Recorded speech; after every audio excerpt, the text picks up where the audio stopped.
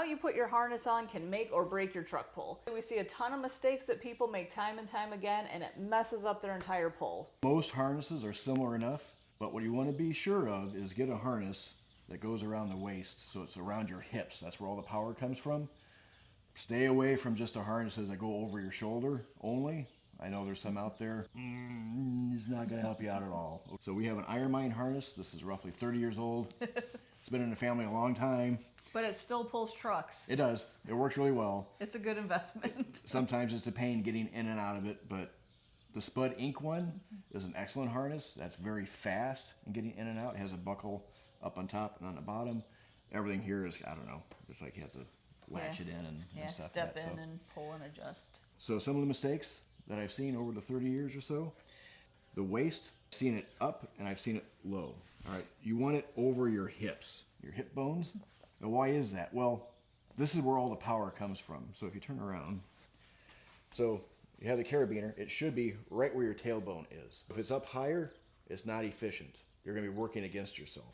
If the carabiner is lower, like say if the belt of the harness is down on your legs, it's gonna impede your footwork. Make sure that the belt of the harness is around your hip bones, right here. The straps, everyone makes this mistake. Everyone thinks that these need to be tight. I want them tight. Yeah. Tighten them. Yeah, tight them. But it's a mistake. What happens is you get these tight, your belt of the harness comes up. If the belt is up high and you start to pull, it's gonna squeeze into your abdomen, and it's gonna be incredibly difficult to breathe. So that's why we want this over your hip bones. These you want a little bit loose, because when you take your hands, you want to be able to grab the guide rope. If the straps are too tight, you'll be like a T-Rex. You know, we don't want that. Yeah, that's a big no-no. You want to be able to go out, reach, pull in. The other mistake that I've seen people do is the pads. They think they should have the pads on their shoulders like this. In my experience, I've been doing this for 3 decades now.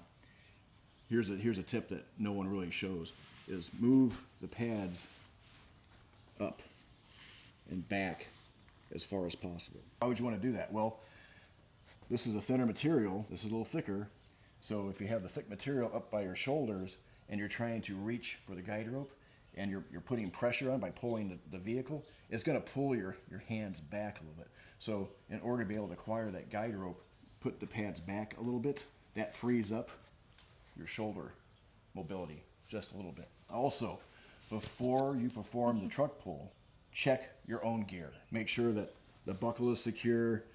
If you can't see it, make sure that the straps are secure. On the Spud Inc. harness, I believe it's just a snap. Okay, Almost like a seatbelt snap, I believe. Make sure that's secure, because we have had contests in the past where I've been, judging and whatnot, where it hasn't been secure and people have fallen out of their harness, and so a little embarrassing. So just check it, just to make sure. Watch it and The train's coming. Well, we'll go back. Yeah. Now, at some point, do I need to put up like text that's like, reminder, we're married? If your coach is touching your tailbone, it's fine.